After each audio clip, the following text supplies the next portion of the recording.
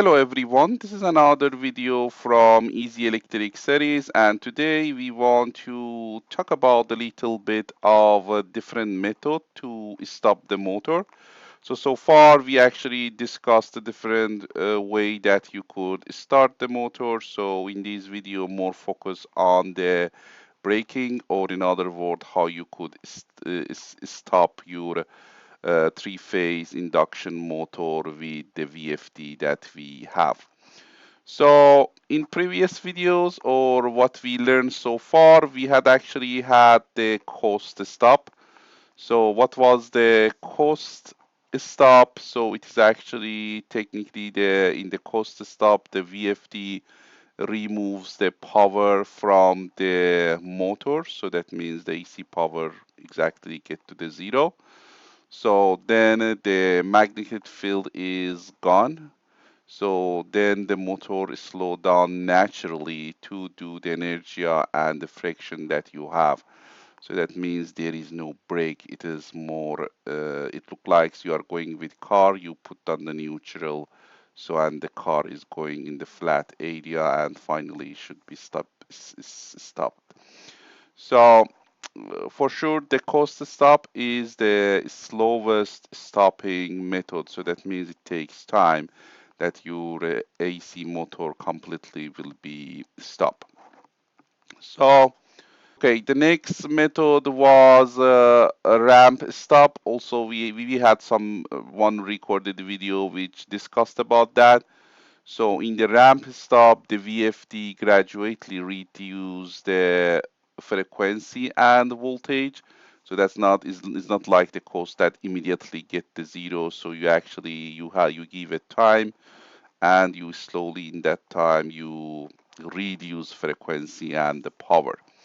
So in another word, the rotating magnetic field is slowed down smoothly, not suddenly like the coast.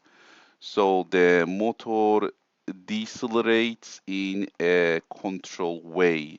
You have some parameter that you could say, okay, how long it should be takes.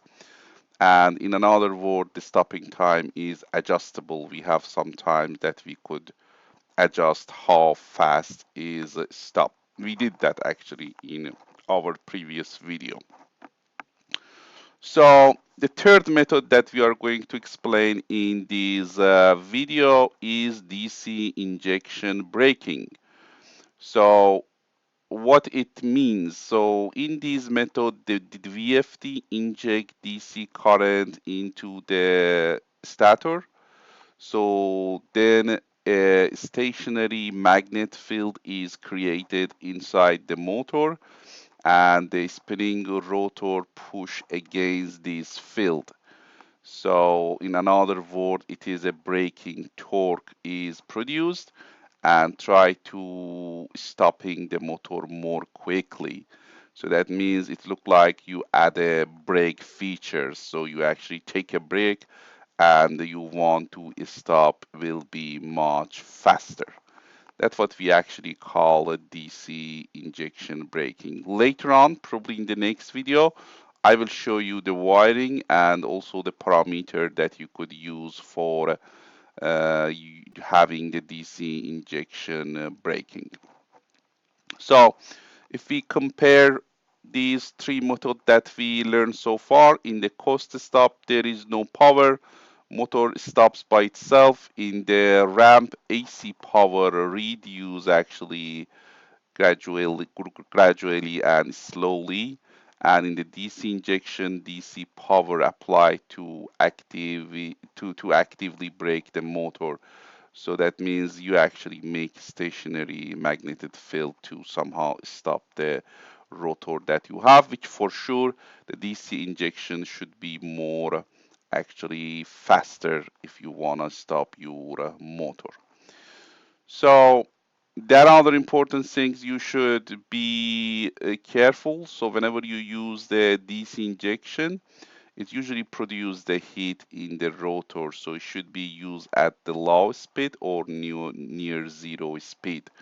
So you technically shouldn't use the DC injection for a long period and also at very high speed. So in the next video, I will actually show you what is the parameters that you could adjust how long you somehow keep that injection on your motor and how powerful that brake should be. We have a two parameter which you could actually adjust that on the VFD and telling okay how long this injection actually inject and how strong it should be.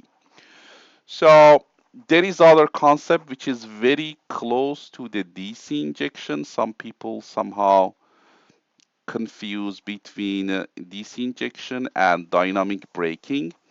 So technically, dynamic braking is totally different concept from the DC injection braking. So what dynamic braking means, whenever the stator rotating magnet field is faster than the rotor, so that means your stator magnet field is turning faster than the rotor. So then that time electrical energy is converted into the mechanical energy and your motor shaft actually turn.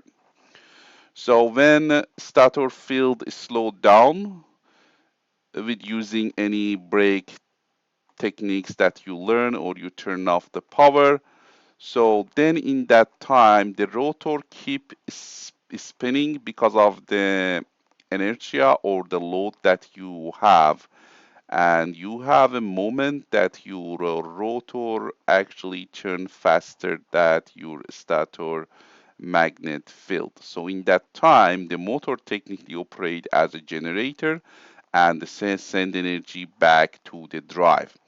So this return energy for sure is harmful, and it could be actually damage your VFD, and it should be dissipated in braking resistors, which is known as a dynamic braking. So if you take a look to the ports that you have on your VFD, you see here close to wherever you connect your input power and your motor, you see BR plus and BR negative. So that's actually is a dynamic brake resistor. Technically, you add just one resistor there that's somehow able to dissipate these energy or electrical power that comes from your rotor back to the VFD. So how you could calculate that value, it is actually very advanced concept. It is out of context of these videos, but there is some parameter like A082 in VFD that you could calculate the size of the resistor that needed. So if I summarize, we should be careful about the dynamic braking. It is totally different concept from DC injection. So DC injection braking is the process of injecting the DC current into an induction motor to slow it down or stop it by creating a stationary magnet field in the stator, while the dynamic braking uses a different method to dissipate the energy that you actually produce by your rotor whenever you are on the stop mode and technically your motor doing like the generator. I hope this video help you understand the difference between dynamic braking and DC injection braking. So in the next video, I'm going to show you how you could wiring for uh, uh, for DC injection braking and how you could program your VFD for DC injection braking. So thank you for watching this video.